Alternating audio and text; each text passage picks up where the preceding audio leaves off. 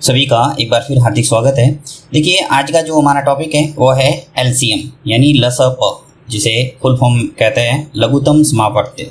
अब देखिए अभाज्य गुणनखंड विधि से लसप है वो कैसे निकालेंगे। वैसे कई विधियाँ हैं लसप निकालने की, मैंने सभी वीडियो बनाए हुए हैं। अब आपको अभाज्य गुणनखंड विधि से अगर सीखना है तो इस वीडियो को आप कंप्लीट देखना, 100% आपको समझ में आ जाएगा। मैंने यहाँ एग्जाम्पल के तौर पर लिया है 12, 15 और 21, तीन संख्या है। दो या दो से अधिक कितनी भी संख्या हो सकती है और उसका लसप आप निकाल सकते हैं अभाज्य गुणनखंड विधि से। ठीक है, अब यहाँ पे मैं सबसे पहले इनके अभाज्य गुणनखंड करूँगा और उसके बाद में हम लसप निकालेंगे। तो यहाँ मैं 12, फिर 15 और फिर 21, इन सभी के अभाज्य गुणनखंड करूँगा। और अभाज्य गुणनखंड कैसे करना है उससे संबंधित एक पूरा वीडियो बनाए हुए है, आप सीख सकते हैं उस वीडियो में जाकर। अब देखिए यहाँ पे मैं 12 के अंदर भाग दूंगा। सबसे पहले 2 का भाग इजीली जा रहा है तो देंगे, कितनी बार जाएगा 6 बार।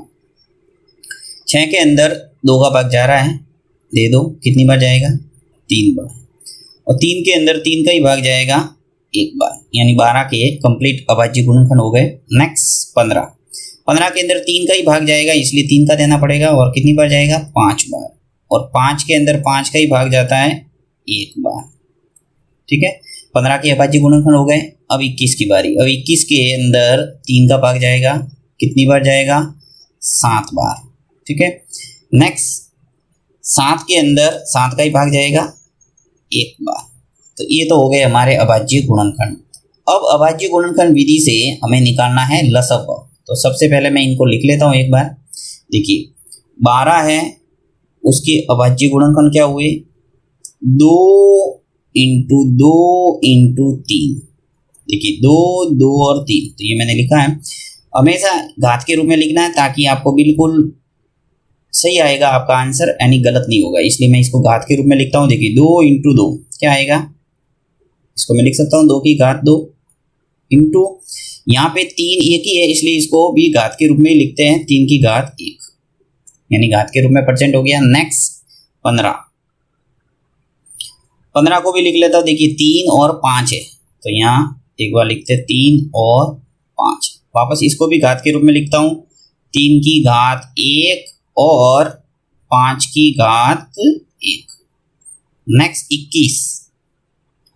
21 को भी घात के रूप में लिखते हैं। देखिए 3 इंटू 7 है तो यहाँ पर भी मैं लिख लेता हूँ 3 की घात 1 और 7 की घात 1।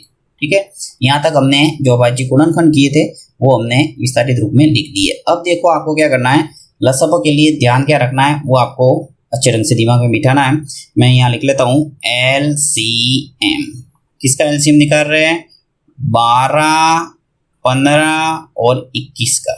ठीक है, यानी 12, 15 और 21 का LCM है वो कितना है। तो उसके लिए आपको क्या करना है, LCM के लिए आपको ध्यान रखना है प्रत्येक संख्या लेना है और प्रत्येक संख्या की उच्चतम घात लेना है। ठीक है, समझ में आई बात। प्रत्येक संख्या लेना है और उसकी उच्चतम घात लेना है। प्रत्येक संख्या यानी जो भी संख्या यहाँ दिख रही है आपको इस अभाज्य गुणनखंड के अंदर, यानी प्रत्येक संख्या आनी चाहिए। जैसे 2 दिख रहा है तो 2 आनी चाहिए, 3 दिख रहा है तो 3 आनी चाहिए, 5, 7 जो भी आपको दिख रहा है प्रत्येक संख्या लेना है। तो देखिए जैसे 2 लिया, 2 यहाँ दिख रहा है मुझे और उच्चतम घात लेना है यानी बड़ी घात। तो यहाँ मुझे 2 दिख रहा है और 2 के ऊपर घात 2 ही है, एक ही है इसलिए यहाँ पे 2 की घात 2। फिर नेक्स्ट अब देखो 3 लेना है मुझे और यहाँ मुझे 3 की घात 1 नजर आ रहा है, यहाँ 3 की घात 1 नजर आ रहा है, यहाँ पर भी 3 की घात 1 नजर आ रहा है। यहाँ पे तो कोई कंपेयर है नहीं, परंतु आगे आपको कई सवाल मिलेंगे वहाँ पे जैसे 3 की घात 1 है, यहाँ 3 की घात 2 है और यहाँ 3 की घात 3 है, तो आपको बड़ी घात वाली संख्या को लेना है, यानी 3 की घात 3 लेंगे।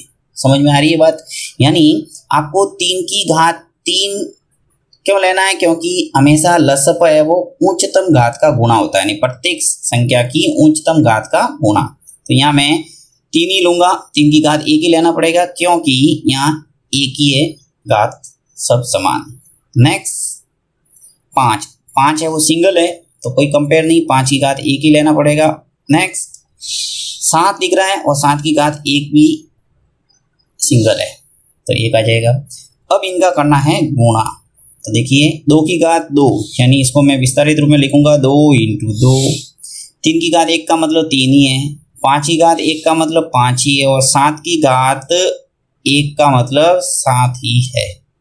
ठीक है, चलिए गुणा करते हैं। देखिए 2 इंटू 2 कितने हो गए 4, 4 इंटू 3 कितने हो गए 12 और 12 इंटू 5 कितने हो गए 60, 60 और 60 इंटू 7 कितना हो जाएगा 720, यानी 420 इसका आ गया आंसर। यानी लसप है वो निकल के आ गया हमारा 12, 15 और 21 420। और लसप का मतलब क्या होता है कि 420 एक ऐसी संख्या है छोटी सी छोटी जिसके अंदर 12 का 15 का और 21 का पूरा पूरा भाग जाएगा। ठीक है, ये मैंने सारी परिभाषाएं आपको अच्छे रंग से बताई हुई है। लघुत्तम समावर्ती क्या है, महत्तम समावर्ती क्या है, उन परिभाषाओं को समझना है तो उस वीडियो को देख सकते हैं प्ले लिस्ट में जाके। अब मैं आपको एक संख्या दे रहा हूं जिसका आपको लसफ निकाल के कमेंट बॉक्स में लिखना है उसका आंसर। देखते हैं उसका आंसर है वो कौन सबसे पहले लिखता है। साथ ही अपना नाम, स्थान और कक्षा जरूर लिखे ताकि मैं आपका नेक्स्ट वीडियो के अंदर वीडियो के प्रारंभ में ही आपका नाम प्रदर्शित कर सकूं। ठीक है, और सिंपल संख्या दे रहा हूं। देखिए 10, 20 और 30। ठीक है, ये संख्या है, इसका आपको एलसीएम निकाल के कमेंट बॉक्स में लिखना है इसका आंसर।